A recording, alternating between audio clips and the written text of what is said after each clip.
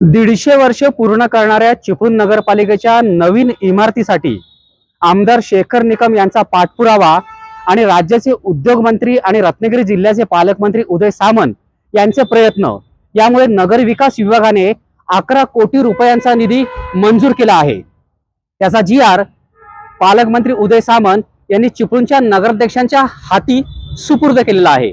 निधीची अडचण दूर झाल्यामुळे नगरपालिकेच्या नवीन बिल्डिंगच्या कामाला आता निविदा काढल्यानंतर प्रारंभ होणार आहे।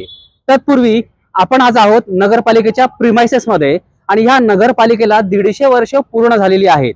माझ्या पाठी नगरपालिकेची इमारत आहे। ही इमारत 1939 साली बांधण्यात आली होती। जवळपास 85 वर्ष पूर्ण करणाऱ्या ह्या इमारतीची आता अवस्था केविलवाणी आणि नादुरुस्त झालेली आहे। आपण पाहतात माझ्या पाठीमागे हा काउन्सिल हॉल आहे। ही इमारत तर इतकी डळमळीत झालेली आहे की ती कधीही पडू शकते अशी अवस्था आहे। आता निधीची अडचण पूर्ण झाल्यामुळे किंवा निधीचा मार्ग हा मोकळा झाल्यामुळे नगरपालिकेचं प्रशासन हे ह्या इमारतीच्या पाडकामाला प्रारंभ करतील अशी बातमी अधिकाऱ्यांकडून मिळालेली आहे। तत्पूर्वी पाडकामाला सुरुवात झाल्यानंतर नगरपालिका ही इंदिरा गांधी केंद्राच्या शेजारी असलेल्या एल टाईप शॉपिंग सेंटर मध्ये स्थलांतरित होण्याची शक्यता आहे। त्याच ठिकाणी नगराध्यक्षांचं केबिन असेल, सीओचं केबिन असेल, उपनगराध्यक्षांचं केबिन असेल, त्याच्याशिवाय जे विषय समित्यांचे सभापती असतील त्यांचंही केबिन असणार आहे।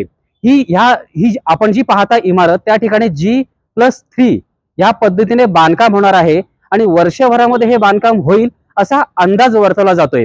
हे पूर्ण स्ट्रक्चर हे 16 कोटी रुपयांचं असणार आहे। त्याच्याशिवाय फर्निचर, कंपाऊंड वॉल, लॉन आणि इतर अम्युनिटीज साठी हा 10 ते 11 कोटींचा खर्च अपेक्षित आहे। त्यापैकी 11 कोटी रुपयांच्या निधीचा GR आपल्याला मिळालेला आहे। निधी अजून मिळालेला नाही, म्हणजे निधीची अडचण दूर झालेली आहे आणि तो 3 टप्प्यामध्ये निधी मिळणार आहे।